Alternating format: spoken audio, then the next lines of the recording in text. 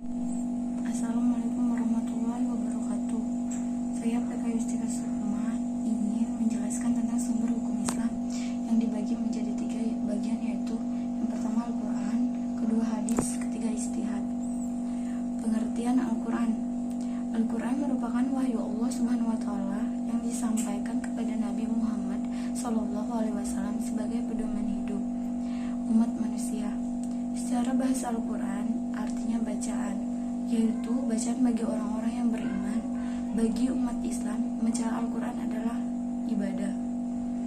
2. Kedudukan Al-Quran. Al-Quran merupakan sumber hukum yang pertama dalam Islam, sehingga semua penyelesaian persoalan harus merujuk dan berpedoman kepadanya. 2. Hadis. Pengertian hadis. Hadis adalah segala perkataan, perbuatan, atau takrir, sifat, keadaan, dan perjalanan hidup Nabi Muhammad SAW, baik yang berkaitan dengan masalah hukum maupun tidak. Namun menurut bahasa, hadis berarti ucapan dan perkataan. Fungsi hadis terhadap Al-Quran, yaitu menjelaskan ayat-ayat Al-Quran yang bersifat umum, memperkuat pernyataan yang ada dalam Al-Quran. Contohnya, barang siapa di antara kamu yang melihat bulan, maka berpuasalah. Ayat tersebut diperkuat oleh hadis Rasulullah SAW sebagai berikut: berpuasalah karena melihat bulan dan berbukalah karena melihat bulan. 4. Macam-macam hadis, yaitu hadis mutawatir. Hadis mutawatir adalah hadis yang diriwayatkan oleh banyak sahabat, kemudian diteruskan oleh generasi berikutnya yang tidak memungkinkan mereka sepakat untuk berdusta. Yang kedua, hadis mahyur. Hadis mahyur adalah hadis yang diriwayatkan oleh 2 orang sahabat atau lebih yang tidak mencapai derajat mutawatir, namun setelah itu tersebar dan diriwayatkan oleh sekian banyak tabi'in yang mencapai derajat mutawatir. Yang ketiga, yaitu hadis ahad. Hadis ahad adalah hadis yang diriwayatkan oleh 1 atau 2 orang saja sehingga tidak mencapai derajat mutawatir. Yang ketiga, pengertian ijtihad.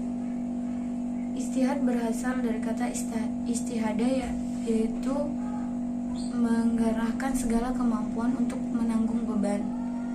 Menurunkan bahasa, ijtihad artinya bersungguh-sungguh dan mencurahkan pikiran. Adapun menurut istilah, ijtihad adalah mencurahkan segenap tenaga dan pikiran secara bersungguh-sungguh untuk menetapkan suatu hukum. Oleh karena itu, tidak disebut ijtihad apabila tidak ada unsur kesulitan di dalam suatu pekerjaan. 2. Kedudukan ijtihad. Ijtihad merupakan sumber hukum Islam ketiga setelah Al-Quran dan hadis. Ijtihad dilakukan jika suatu permasalahan sudah dicari dalam Al-Quran maupun hadis, tetapi tidak ditemukan hukumnya. Namun, hasil ijtihad tetap tidak boleh bertentangan dengan Al-Quran maupun hadis. Orang yang melakukan ijtihad dengan benar, dia akan mendapat 2 pahala. Adapun jika ijtihad salah, dia tetap mendapatkan 1 pahala. Ijtihad dalam kehidupan modern memang sangat diperlukan, mengingat dinamika kehidupan masyarakat yang selalu berkembang, sehingga persoalan yang dihadapi pun semakin kompleks. 3. Bentuk ijtihad.